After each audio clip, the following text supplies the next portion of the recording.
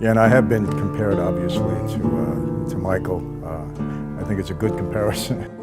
According to the Bible, the people who are closest to God are people who were wrongfully put in prison or people who suffered family betrayal.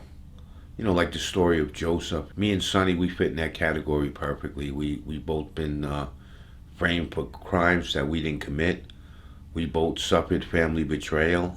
We all know what happened to him. Uh, my story was similar. So I believe that God is using me and Sonny. We have suffered tremendously. I know Michael says he's a born again Christian. He asked me one question. He said, if you ever had to kill anybody, could you do it? And I thought about it for a minute. I said, yeah, I think I can do it. Do I think he has an angle?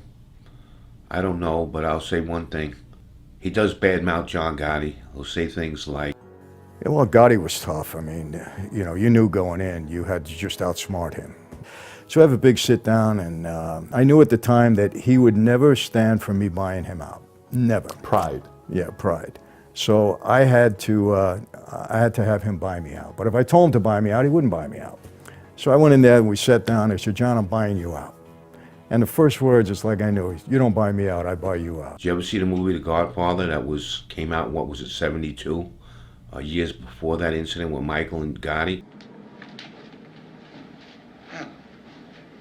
My credit good enough to buy you out? Buy me out.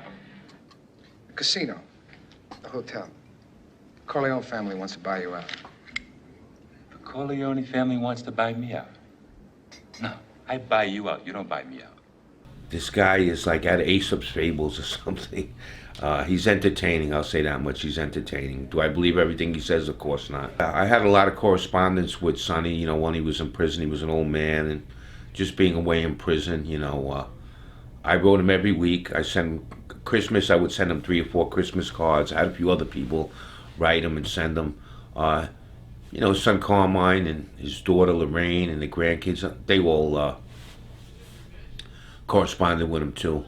I have numerous letters from Sonny to this day that I hold and I cherish. In one letter he says, thanks for everything you did. You're doing a good job. Keep it up. You must get into the marshal's office. I put a lot of work into getting him out of prison, and I'm just glad that everything worked out all right and he's been able to live a long life. To be honest with you, my biggest obstacle was Michael Franzese.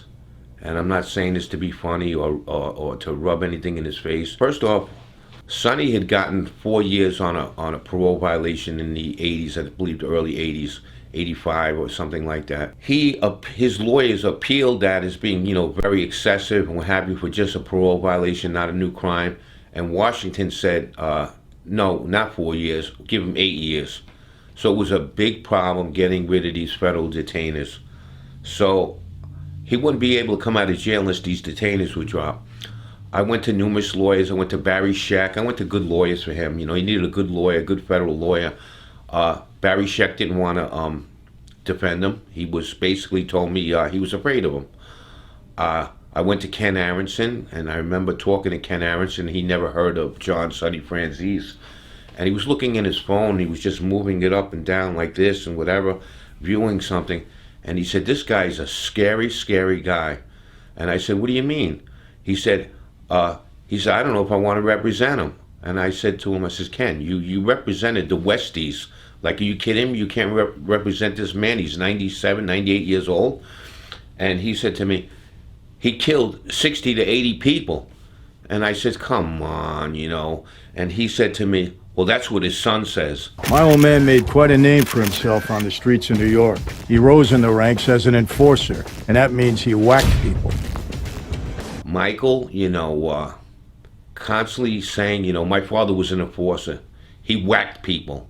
Sonny has a family, he has kids, he has grandkids. I mean, to profit off that or whatever, it's just not right. I had called up U.S. Parole and they were not nice to me. I said Sonny was, getting close to 100 years old. He had the gout.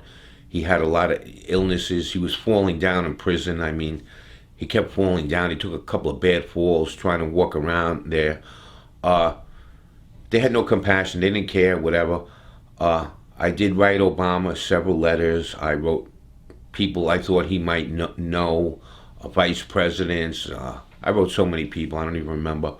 And I never got anything back, any letters back, any responses back. So I wrote Al Sharpton, I'd say about 2 or 3 times. I sent him registered mail. I went down to his Action Network or whatever it was in Harlem. I went there and he was speaking, and there was only about maybe 20 people in there. And he looked at me like I stuck out like a sore thumb. And, you know, Al is on his toes, I guess, and wondered who I was. Was I a news reporter? I tried to talk to him, and I couldn't talk to him. I went there a couple of times, and finally I did get a chance to talk to him. And I said to him, you know, I'm trying to help John Franzese get out of jail. I did give him a letter in the hopes that he would give it to President Obama and that they would let him out. And Al said to me, did Michael send you? And I said, no, Michael didn't send me. I said, Sonny didn't even send me. I'm doing this on my own. I'm helping him get out of prison. He looked at me and he said to me, at one point he said, how old is he? I said, he's going to be 98 years old. The next thing you know, Al Sharpton said to me, without blinking an eye, he says, I'm not promising you anything, but I will give this letter to President Obama. I will talk to him on, you know, Sonny's behalf. And that was it. He walked away and what have you. And I walked away getting the sense that he was really going to talk to President Obama about this. I just really believed this. I looked at his body language, his eyes and everything, and, you know, he, shortly after, I got about 9 letters from the White House. Just standard letters talking about the criminal justice system, how President Obama was trying to make changes and what have you. But I thought it was odd, and I wondered, did he really talk to the president? Then I got a couple other letters saying that, you know, the president received my letter in the White House. I got another letter on dated June 23rd from the office of Barack Obama on the day that John Franzese came out of jail. Was that a message from Obama that he had helped this man? I believe so. I don't believe he was coming out of jail that easy. I believe they were going to make him die in jail. The warden was against him. The prosecutor said to him in open court, we're going to make sure you die in jail.